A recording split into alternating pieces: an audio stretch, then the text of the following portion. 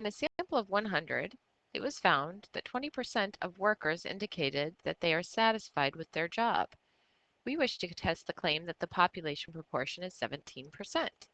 Express the claim and the hypotheses in symbolic form for this claim, then answer the questions below. Use the following codes to enter the following symbols. Claim P. What was the claim? We wish to test the claim that the population proportion is. Okay, so that's an equal sign. Is 17%, so that's 0.17.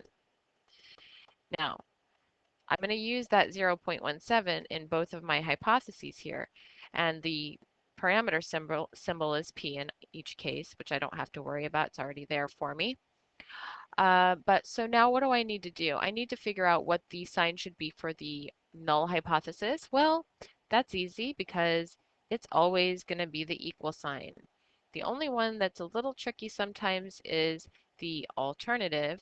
And in this case, since the claim is the equal sign, I can just use the complement of that, which is the not equal sign. And here it says for the not equal sign, we'll enter exclamation point and the equal sign. So exclamation equals, that's what I need. Exclamation equals, and then 0.17. So let's see how we're doing so far. Yeah. Okay. Now I've left it so that 17% would be accepted as an answer, but really it should be decimal format. Tails. This hypothesis test will be what-tailed. You look at the symbol of the alternative hypothesis, which was the not equal sign, which has no direction, so it'll be a two-tailed test.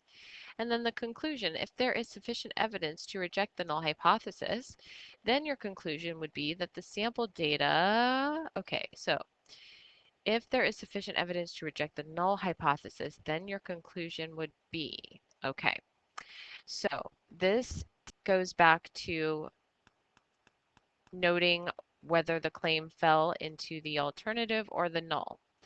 And if the claim has equality in it, it falls under the null hypothesis. So the claim did have equality in it, so then the claim is here in the null hypothesis. And then it says if there is sufficient evidence to reject the null hypothesis, so we're rejecting it, then what did we do? We rejected the claim. Okay, now there's many versions of this question, so let's do another one. Again, a sample of 100, 9% of the people supported the death penalty. We wish to test the claim that the population proportion is at most 12%. So at most 12% means it could be less than or equal, right? 12% at the most. So we'll want to use the combination here for less than or equal. We enter the less than symbol and then the equal sign. So less than or equal to whatever the claimed value is. Make sure you don't try to use the sample statistic that was given up here. It's the one in the claim that the population proportion is at most 12%. So that would be 0.12. And then the equal sign for my null hypothesis. And now since there is equality in this claim, that falls under my null hypothesis. So my null hypothesis covers the claim, which means that my alternative has to be the complement of the original claim. So what's the complement of less than or equal? The only thing that's not less than or equal is greater than, strictly greater than. Okay, then the tails for the test, since I always look at the sign of the alternative, will be right.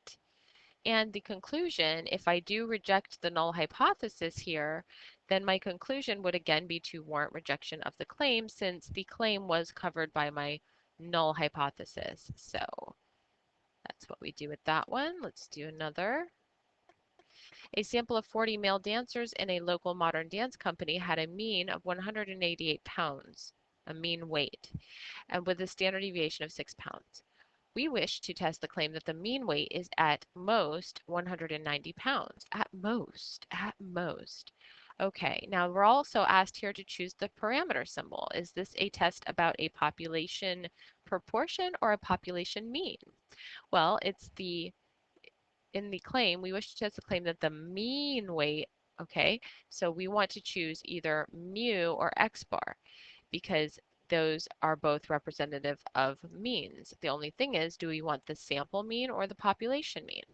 Well, remember that the claim is always about the population, so we want mu there. Then the claim will be, we already chose the symbol up here, so now we'll just use choose the direction and the value to put into our symbolic notation here.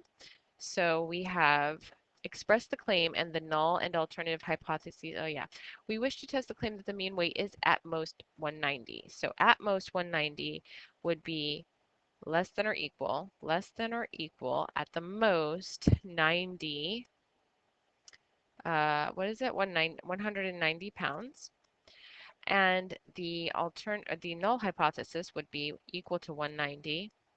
And the alternative would be the complement of the claim, so it'll be right or greater than, right-tailed test.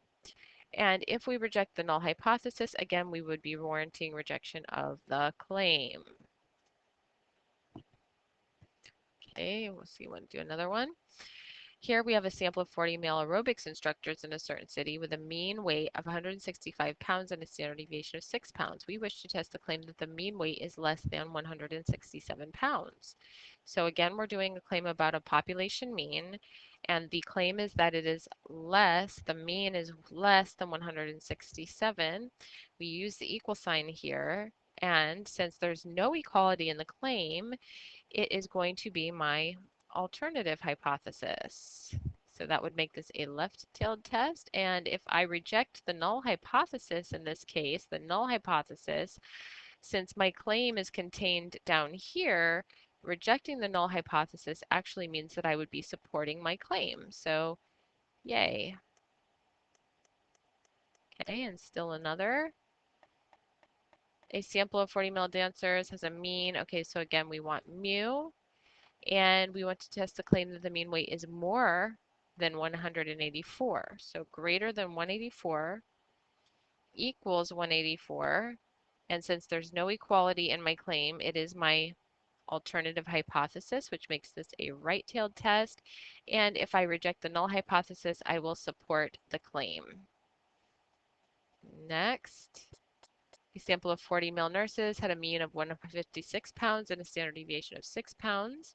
We wish to test the claim the mean weight is at least 154 pounds. So again, it's the mean. At least means greater than or equal to. 154 pounds is the claim. So again, we use equal, and the null hypothesis covers the claim. So my alternative will be the complement 154, and that makes this a left-tailed test. And our conclusion about the claim, if we reject the claim, or sorry, if we reject the null hypothesis, then we will in effect be also rejecting our claim since the claim is covered by the null. So rejection of the claim. Okay, and let's see if there's any more like this. Okay, a sample of 40 male aerobics. Another one with a mean weight of 125 pounds with a standard deviation of 6 pounds. We wish to test the claim that the mean weight is equal to 127. So the mean weight is equal to 127, and that means that our claim is contained in the null again. We use not equals for the alternative, which makes this a two-tailed test. And if we reject that null hypothesis, we will in effect be rejecting our claim.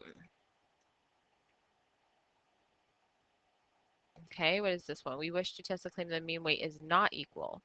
Okay, so the mean weight is not equal, is the claim, not equal to 147 pounds. So again, 147 here, but now since this is a strict inequality, it becomes the alternative hypothesis. And this is a two-tailed test where if we reject the null hypothesis, we will be supporting the original claim. So anytime your claim is contained in your alternative, if you get to reject the null hypothesis, you get to support the claim as